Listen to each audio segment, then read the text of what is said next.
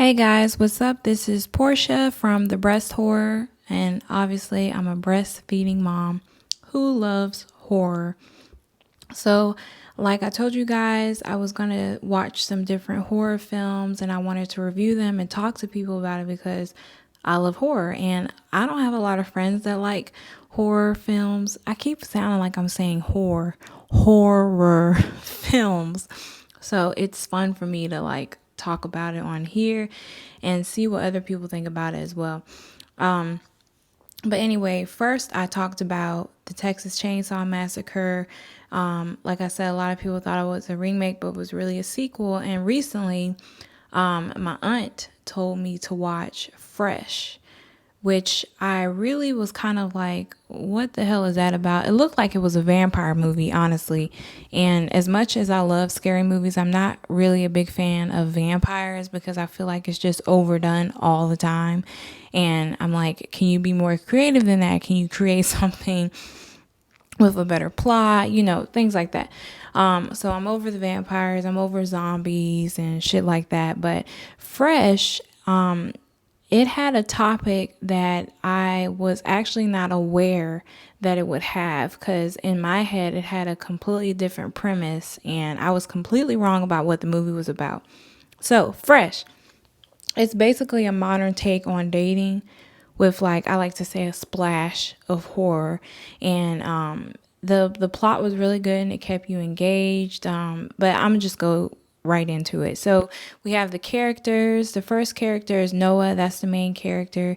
Then we've got Steve, who is her boyfriend slash one night stand. Mollie, who is Noah's best friend, and then Paul, who's kind of messing with Mollie, and we'll say Penny.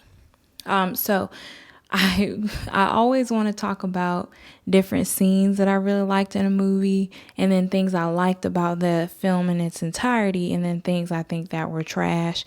And then at the end, I'll tell you if I pump or dump it. So I'm going to go right into it. So we meet Noah, and she's a single girl, and she's on the dating scene. She has some app kind of like Tinder, swipe right, swipe left if you want to go on a date. And she goes on a date with this guy, and I want to talk about, I call it the greasy scarf scene, because she goes on this date with this guy, and he's just like hella boring. It's lame. You can tell she's not interested. But he has this scarf on, and they're eating Chinese food. And I guess he's like, oh, my brother's coming in town, so I really need to like pack up this food. So can I have your leftovers? And his scarf gets in the food, and it's just a nasty scene because he's like, oh my God, my scarf. And he's like, asks the waitress for sparkling water for his scarf. It was just corny. He was a corny dude. And I imagine myself, I was like, if I was on a date with this guy, I would be like mortified. I would have been left.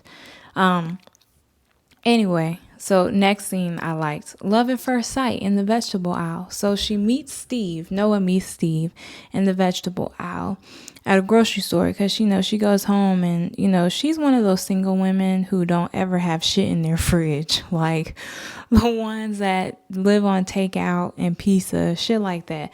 So she meets him in the vegetable aisle. She doesn't really think of it because he makes some like corny joke about, I think it was cotton candy grapes. But anyway, he gets her number by chance and they end up going out. She likes Steve. They end up having a one night stand. She's falling in love fast because she's like, man, I really like this dude. So he asks her, hey, you want to go out of town? Like, you want to go on a mini vacay? And she's like, hell yeah. Like, so she tells Mollie, yeah, girl, I'm going on this like little weekend trip with Steve. It's gonna be so much fun. And Mollie's like, what the fuck? Like, you just met this dude, now you're talking about you about to go out with him, you got a one night stand with him, you need to send me where you're going, which is a true friend, because Mollie should be asking the questions. That's her best friend. I would ask my friend, yo, where you going? Send me your address, send me his license plate, things like that, to make sure that we're safe, because everybody we meet online is not legit. We should know that. I mean, hence Craigslist killer.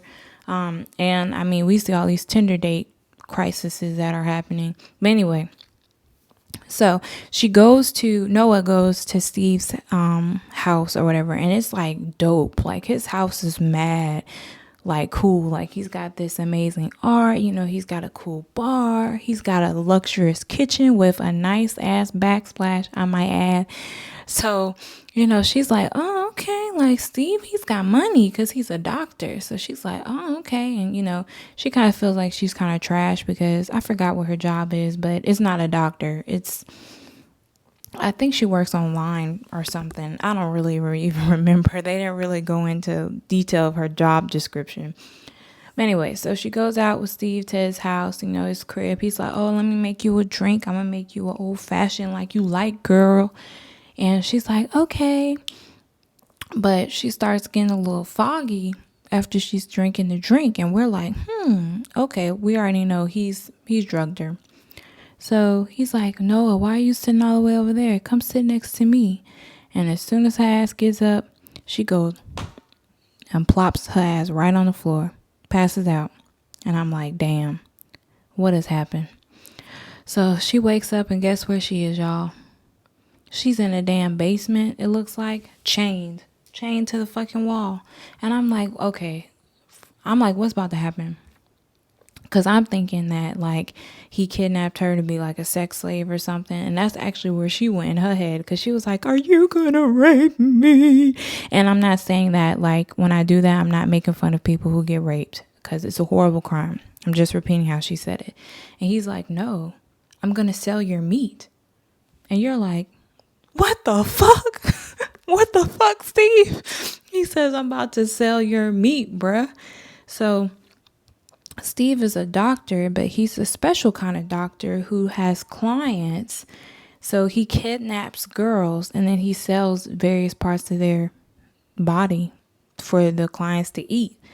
And I was like, oh, okay. So this is a chain of cannibals. This is a cannibal Facebook group. That's fun. And of course, Mollie tries to get away and, you know, all that happens. So as a result, he cuts off her ass and sells it. And I'm like, damn, Steve, that was a really good ass. And you sold it. So somebody's enjoying eating it. And apparently Steve is a cannibal too.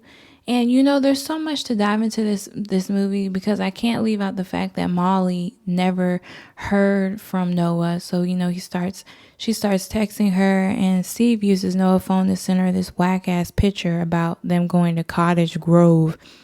But Mollie, who is a badass detective, an Instagram detective, a Google detective, a Facebook detective, finds out that the picture is copied and pasted off the internet. And she's like, something's up. Some shit's about to go down. And through Mollie, we found out a whole bunch of different shit about Steve. He has a whole fucking family. It's crazy, y'all. I feel like I don't even want to tell you the ending because I don't want to ruin the movie. But this movie, I mean, when I talk about it, it does have a lot of spoilers, honestly. So maybe I should put that in the heading. Hey, spoiler alert. Like, I talk a lot about things that happen in the movie. But anyway, when Mollie's, not Mollie, god damn it, when Noah's chained in the basement, there's, you know, another girl that's in another room named Penny, and she's significant as well because she is kind of playing a key role in keeping Noah sane. Well, they're both keeping each other sane while they're waiting slowly for their body to be sold until there's pretty much nothing left. So I'm going to go into some things I liked. I really like the plot the movie followed because it wasn't what I assumed. Like I told you guys in the beginning, I like the surprising element of Stephen being the butcher because like I said, I wasn't expecting that. I really thought he was just like, you know, some date rape guy or whatever. And then I also had an idea. I was like, well, maybe like he's gonna turn her into a vampire and then they're gonna be vampires together. That's what I was thinking when I saw Fresh. Because when I think of Fresh, I think of like fresh meat, fresh blood. But the title of the movie makes sense for what it's about. Obviously, I like Mollie. She's the best fucking friend ever. And she's a ride or die. And women need that in their life. Everybody needs somebody like Mollie in their life. So she was an excellent character. And I like the small depictions of like the taboo secret society they gave, like with Steve giving the donors the human meat, like they like to have pieces of the women, so they would like have photographs or like a piece of underwear or like a phone sent with them so they could feel like the person was a part of who they were. But they never showed the faces of the people who were in on this like secret society and like to eat human meat. It was just like these little small, like almost like flashbacks of them eating the dinners, and it would be like in these exquisite meals, so you knew the people were like rich. But I really like those little small elements that the film added. Obviously cannibalism, baby, who don't like cannibalism in a movie? Like, it had the whole Dennis Nielsen, Jeffrey Dahmer type vibes esque, but it was way more sophisticated cannibals, like, things that I often wonder, like, if there are real societies like that of people who eat people. And I'm sure they are. We just don't know about it, because if you got money, you can keep a lot of shit under wraps. So it just made me think, like, what if there's something like this in real life and we don't know? And that's how I thought when I watched Hostel. I was like, do people really pay like a lot of money to see people get killed? Like, I bet you it's true. So anyway, I like Noah's attention to detail too, because, she would gradually, like, she fucked up in the beginning trying to get away, and that's why Steve cut off her ass. But then, like, she slowly, like, thought, okay, I need to act like I like this man and get him to trust me. And when she was doing that, he started to let her out more, take her on a dinner date in the house, let her try some fucking human meat, which she threw up later. But anyway, that's besides the point. She notices like certain things, and somebody's cell phone is seen in the back of a painting that she realizes that's where Steve keeps all the females' belongings at. So she pays attention to things, and I think it's important to pay the details, especially when you're being held captive, or someone takes you, or you see something. A lot of people will forget the details because they're having so much fear or a rush of anxiety, or they're in that flight mode, like they have to fight for their lives, and you have to remember the details because the details are everything. So I really like that. So dislikes. The movie soundtrack was kind of trash. To me, music can make or break a film. There was a lot of scenes with Noah and Steve dancing. I guess they like to dance, whatever.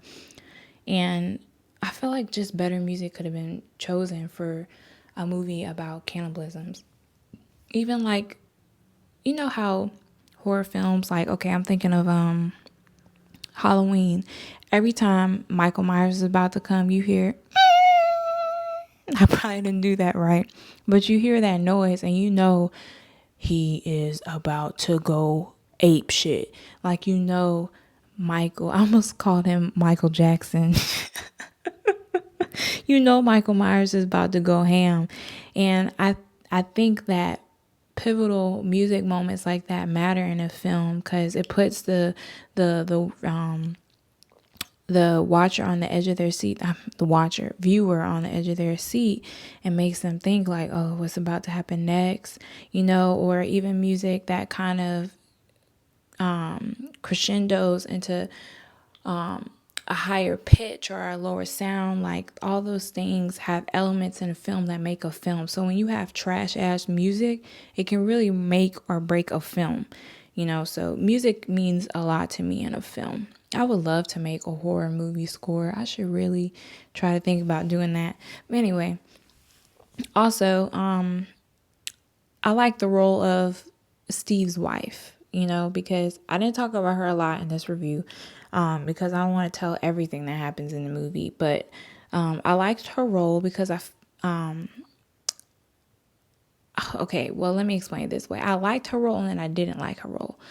That's why it's under the dislikes portion, but I had a note where I wanted to say I did like her role, because I liked that she did not portray she portrayed somebody she wasn't, and she did a really good job of it. But I also dislike her role because I feel like it was kind of forced. They kind of just like plopped her in the movie almost. So even though it made sense, you know, something makes sense and then it doesn't make sense. That's kind of how I felt about it. And I felt like they tried to create a story for her and kind of nobody cared because there was like a shower scene. And I was like, nobody really cares about this. Like, we want to see what's going on with Noah. So it was just like forced, and I didn't like that. But anyway, some things I'm thinking about watching next. Let's see. I have some notes on here. I'm thinking about watching No Exit first. And I wanted to watch, oh, what's the name of that movie? I think it's called Would You Rather? I'm not sure, but you will know soon. I know it's about a therapist and some stalker, crazy, obsessive dude. It kind of reminds me damn it, what is the name of that movie? There's a movie where a man, okay, it kind of reminds me of Single White Female and how she was trying to take the lady's place. And then there's another movie about a guy who kind of does the same thing, but I think it's a French movie. I think. I can't remember. But anyway, I'm going to be talking about that soon and seeing what you guys think. I really hope that you guys like these reviews. I'm not like, some fancy smancy movie reviewer. I try to just kind of be like myself and who I am and talk about what I think mattered in the movie, and see what people think about it, and hopefully I give you good movie recommendations. So ending this, would I pump or dump this film?